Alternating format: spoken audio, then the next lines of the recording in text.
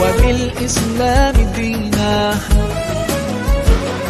رضيت بالله ربا وبالإسلام دينا وبمحمد صلى الله عليه وسلم سلم نبيا ورسولا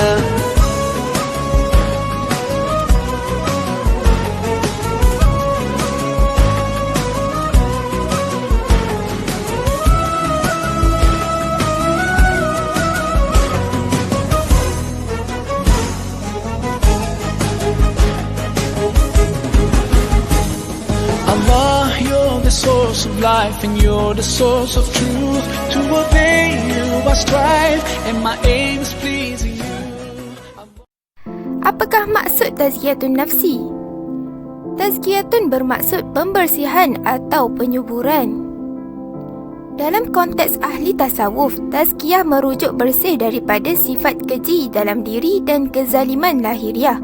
Dalam erti kata lain, tazkiyatun nafsi adalah melibatkan dua proses utama iaitu al-takhalli dan al-tahalli. Al-takhalli ialah membersihkan diri dari sifat-sifat yang tercela. Manakala al-tahalli pula ialah menghias diri dengan sifat-sifat yang mulia, sebagaimana yang dituntut oleh Islam. Persoalan yang kedua, adakah tazkiyatun nafsi penting dalam kehidupan manusia? Dan kenapa? Penyucian diri atau tazkiyatun nafsi sememangnya penting dalam kehidupan manusia. Lebih-lebih lagi di zaman moden hari ini, apatah lagi ianya bersifat rohaniah. Terdapat 3 alasan mengapa tazkiyatun nafsi itu penting. Alasan yang pertama ialah kerana tazkiyatun nafsi merupakan salah satu tugas Rasulullah SAW yang diutus kepada umatnya. Alasan yang kedua ialah kerana tazkiyatun nafsi merupakan sebab keberuntungan al-falah dan ditegaskan oleh Allah setelah bersumpah sebanyak 11 kali berturut-turut dalam satu surah iaitu surah Asy-Syams. Kemudian alasan yang ketiga ialah kerana perumpamaan tazkiyatun nafsi adalah ibarat membersihkan dan mengisi gelas.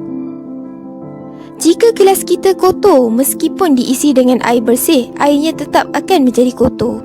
Dan meskipun diisi dengan minuman yang sedap, tetap tidak akan ada yang mahu minum sebab tetap kotor. Tetapi fikirkan jika gelasnya bersih, diisi dengan air suci, tetap akan suci. Begitu juga dengan jiwa kita. Jika jiwa kita bersih, maka ia boleh menampung kebaikan-kebaikan. Tetapi jika jiwa kita kotor, ia tidak boleh menampung kebaikan. Sebagaimana gelas kotor yang tidak boleh diisi dengan minuman bersih kerana ia akan tetap kotor. Seterusnya, persoalan yang ketiga. Bagaimanakah tazkiyatun nafsi dilakukan di zaman moden hari ini? Yang pertama, kita dapat menerapkan tazkiyatun nafsi pada hari ini sebagai kurikulum pendidikan Islam. Yang mana kita tahu konsep pendidikan Islam sangat jauh berbeza dengan konsep pendidikan yang umumnya. Yang kedua, iaitu membina karakter yang sukar dijumpai, iaitu karakter dermawan.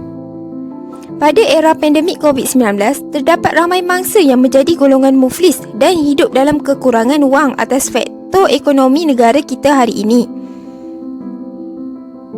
Dengan memberi bantuan kepada golongan yang memerlukan, kita dapat membina jiwa berperi kemanusiaan dalam diri kita. Selain daripada memberi tenaga zahir kepada masyarakat, kita juga boleh menghulurkan bantuan secara maya.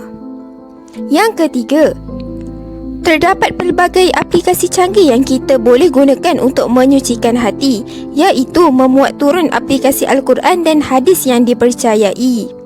Selain itu, kita dapat memanfaatkan aplikasi seperti YouTube untuk mendengar kalamullah yang suci dan zikrullah oleh seluruh umat di seluruh dunia.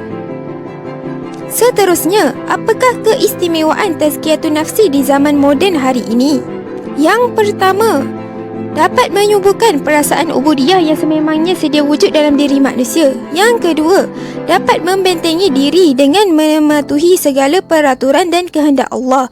Yang ketiga, dapat menggalakkan manusia terus-terusan berbuat amal kebajikan dan meninggalkan segala kejahatan.